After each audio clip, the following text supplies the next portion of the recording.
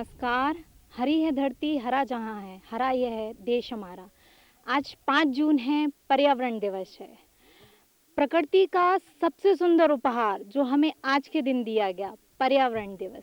आप इन हरे पेड़-पौधों को देखकर जिस तरीके से अपने मन में एक असीम शांति को अनुभव करेंगे, शायद है वो किसी भी सौंदर्य को देख के अनुभव करें। 5 जून पर्यावरण दिवस के रूप में मनाया जाता है। इस 5 जून 1972 में संयुक्त राष्ट्र महासभा द्वारा यह तय किया गया कि हर वर्ष 5 जून को पर्यावरण दिवस के रूप में मनाया जाएगा। लेकिन अगर हम जानें कि सुचारू रूप से हर वर्ष पर्यावरण दिवस जो मनाया जाता है वो 1973 से मनाया गया। लगभग 100 से ज़्यादा देशों में 5 जून को पर्यावरण दिवस के रूप में मनाया जाता है। आज हम पर्यावरण दिवस के उपलक्ष्य में जामगढ़ के इन हरे भरे जंगलों में खड़े हुए हैं और आज हम बात करने जा रहे हैं एक बहुत ही बड़े पर्यावरण प्रेमी और साथ ही साथ ये पत्रकार भी हैं।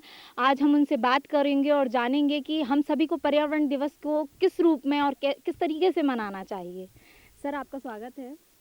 पर्यावरण सीधे जीवन से जुड़ा विषय है। मानव जीवन और इस सृष्टि के सभी जीवन पर्यावरण पर निर्भर करते हैं। यह खेदपूर्ण है कि पर्यावरण को हम अभी भी किताबी विषय मान लेते हैं और इसके दुष्परिणाम हम भुगत रहे हैं।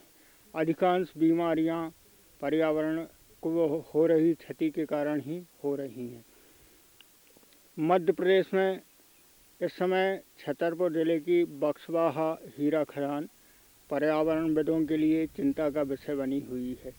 इसमें सरकारी तौर पर करीब 2.25 लाख पेड़ काटे जाना है और वन्य प्राणियों की संख्या गिनना मुश्किल है कि कितनों का आश्रय छिन जाएगा।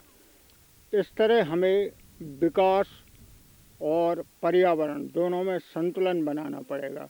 ऐसा नहीं कि विकास के लिए हम अपने पर्यावरण का विनाश करते जाएं और हमारी आने वाली पीढ़ियों को इसकी सजा भुगतना पड़े। पर्यावरण दिवस सिर्फ इस चीज़ का संदेश नहीं है कि पर्यावरण हमारे लिए कितना ज़रूरी है, बल्कि आज हम इस चीज़ से भी जान चुके हैं कि पर्यावरण का जो विनाश किया जा रहा था, लगातार वृक्षों की जो कटाई की जा रही थी, उसके कारण हमें किन समस्या। आज हमारे साथ नरेंद्र जी जुड़े हैं, तो उनसे जानेंगे कि सर किस तरीके से हमें पर्यावरण दिवस मनाना चाहिए, कैसे हम पर्यावरण का संरक्षण कर सकते हैं और क्यों वृक्षों की कटाई को रोकना बहुत ज़रूरी हो गया। देखिए, बिल्कुल निश्चित रूप से आज विश्व पर्यावरण दिवस है और आज तो पूरे विश्व में पर्यावरण की चिंता हो रही है, हरियाली बनी रहे इसकी चिंता हो रही है।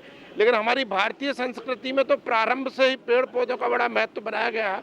तुलसी जैसे पौधे को हमारे यहाँ पर घर में रखने की परंपरा है, पीपल जैसे पेड़ों की पूजा करने की परंपरा है। तो मैं समझता हूँ कि भारतीय संस्कृति में तो पर्यावरण की संरक्षण की रसा बसा हुआ है। तो निश्चित रूप से आज का जो हम दिवस बना रहे हैं, हमारे सभी हमने वरिष्ठों के साथ में और सभी मित्रों के साथ में मिलकर जो वृक्षारोपण किया है, तो मैं समझता हूँ कि जितने ज़्यादा से ज़्यादा वृक्ष लगेंगे, तो यदि कुछ वृक्ष जो उम्र के साथ भी नष्ट हो जाते हैं, कुछ काट लिए जाते हैं उपयोगिता के हिसाब से, तो मैं समझता हूँ नए नए वृक्ष लगते रहेंगे तो निश्चित रूप से पर्यावरण अपना अच्छा साफ स्वच्छ बना रहेगा। और जो प्रकृति का संतुलन है उसको बनाए रखने के लिए वृक्ष लगाना अत्यंत आवश्यक है। तो देख सकते हैं आप, नरेंद्र जी का भी कहना है कि हर वर्ष अपने जीवन में कम से कम एक बार वृक्षारोपण जरूर करें, ताकि हमें आने वाले समय में किसी भी समस्या से ना जूझना पड़े, ऑक्सीजन की कमी ना आए। आइए हम और बात करते हैं। यहाँ आज हमारे साथ एक और पत्रकार जुड़ रहे हैं, विधुआ जी, हम उनसे जानेंगे। सर, कोरोना वायरस जब आया तो हमें देखा कि ऑक्सीजन की कमी सबसे ज़्यादा हुई, तो कहीं ना कहीं आप मानते हैं कि इसमें हमारा भी हाथ था कि वृक्षों की लगातार हो रही कटाई इसी वजह से ऑक्सीजन की कमी में हो रही है?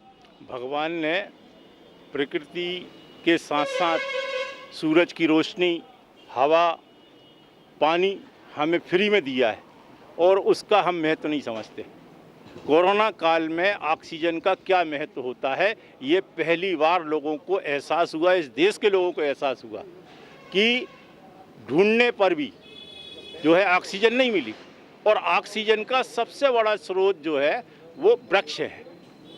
और वृक्षों की जिस तरह से, चाहे वो अंग्रेजी शासनकाल रहा हो या उसके बाद का, वृक्षों को काटने का जो सिलसिला प्रगति की दौड़ में, सड़क बनाने में, तालाब बनाने में, बांध बनाने में इस तरह से काटे गए कि अब समझ में आ रहा है कि हमें, हमारे यहाँ तो भारतीय संस्कृति में आज से नहीं, सनातन से आंवला, नौमी, वट सावित्री, यानी ये जो है हमारे वन संरक्षण, पौधों का संरक्षण और पीपल की पूजा जो है, वट की पूजा, ये अनादिकाल से रहा है। तो हम तो भारतीय तो जानते हैं कि वृक्षों का क्या महत्व है, लेकिन जिसे हम भूल चुके थे, विस्मृत हो चुके थे और बेरहमी से हम वृक्षों को काट रहे थे, आज पुनः इस कोरोना काल में ये साबित हुआ कि वृक्ष लगाना बहुत ज़रूरी है और यही हमें जीवन दे सकते हैं। तो आप देख सकते हैं सभी अनुभवी एवं वरिष्ठ लोगों का कहना है कि वृक्षारोपण जरूर करें, वृक्षों की कटाई पर रोक लगाएं। आइए हम और जानते हैं कि सर, जो वृक्षों की लगातार कटाई होती है, लकड़ियों का अवैध उत्खनन होता है, तो आप क्या कहना चाहेंगे कि सरकार को और किस तरीके से प्रयास करना चाहिए हमारे, जिससे पर्यावरण सुरक्षित रहे? देखिए, वर्तमान में जैसे कोरोना के भयावह काल में, महामारी के समय हम जिस तरह से विभीषिका से जूझे हैं, इस समय हमें नितांत आवश्यक है कि हम पर्यावरण को कैसे संरक्षित करें। वर्तमान में ये महामारी से बचने के लिए हमें केवल रामबाण औषधि के रूप में केवल हमें वृक्षारोपण ही और पर्यावरण को बचाने का एक तरीका मात्र यही है कि हम अधिक से अधिक पेड़ लगाएं और अपनी नैतिक जिम्मेदारी निभाएं। हम इस समय एक बहुत ही भयंकर महामारी से जूझ रहे हैं। आप सभी जानते हैं कोरोना काल में हमें सबसे ज़्यादा, जो उसकी सेकेंड लहर आई, उसमें सबसे ज़्यादा ज़रूरत पड़ी ऑक्सीजन की। क्यों? जब हमारा पूरा देश इतना हरा भरा है, हमारा पूरा प्रदेश इतना हरा भरा है, तो हमें इस ऑक्सीजन की कमी से क्यों जूझना पड़ रहा है? क्योंकि कहीं ना कहीं, कभी ना कहीं हमने भी अपनी प्रकृति माता को नष्ट करने के बारे में सोचा था। वृक्षों की लगातार बढ़ रही कटाई से ही ऑक्सीजन लेवल इतना गिरा कि इस महामारी के समय हमें ऑक्सीजन की इतनी ज़रूरत पड़ रही है। हो सकता है कि अब लोगों को ये समझ में आ जाए कि पर्यावरण से ही हमें कितना लाभ है। पर्यावरण, अगर हम इसी तरह से पेड़ों को काटते रहेंगे तो ऑक्सीजन की कमी बढ़ती रहेगी।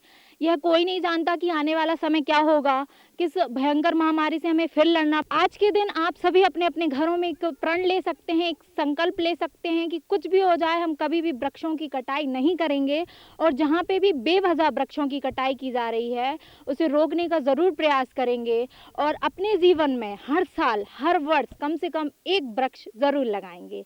आप सभी को पर्यावरण दिवस की हार्दिक शुभकामनाएं। कैमरामैन गोविंद सोनी के साथ अंजलि द्विवेदी, नमस्कार।